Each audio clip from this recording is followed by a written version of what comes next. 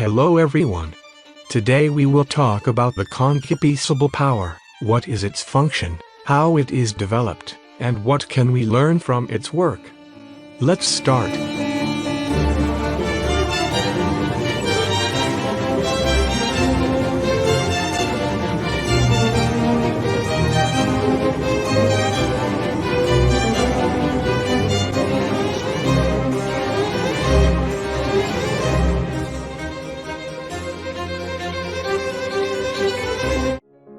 The concupiscible power, as I said last time, is a power of the brain which makes up the basis for instinct. Its job is to distinguish good things from bad things, ensuring the survival of the self.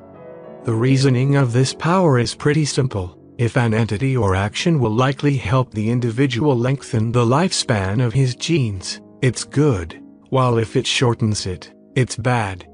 Whenever the concupiscible power perceives something it thinks is good, a pleasing state of mind occurs, which is known as pleasure, while when it perceives something it thinks is bad, a sorrowful state of mind occurs, which is known as pain.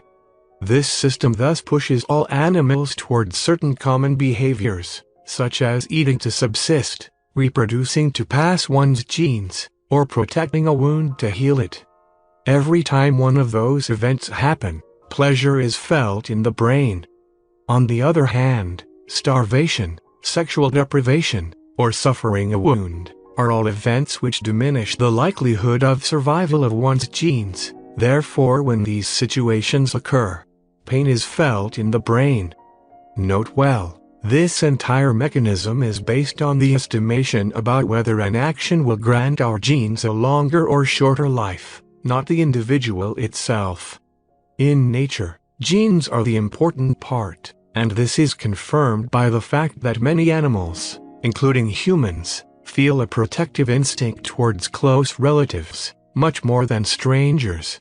For example, almost all animals protect their children from incoming danger, sometimes even sacrificing themselves for them. This behavior obviously brings the death of the self, but it is performed nonetheless because it ensures the survival of the children, who contain half of the parent's DNA, meaning that natural instinct is directed towards preserving one's genes and not one's self.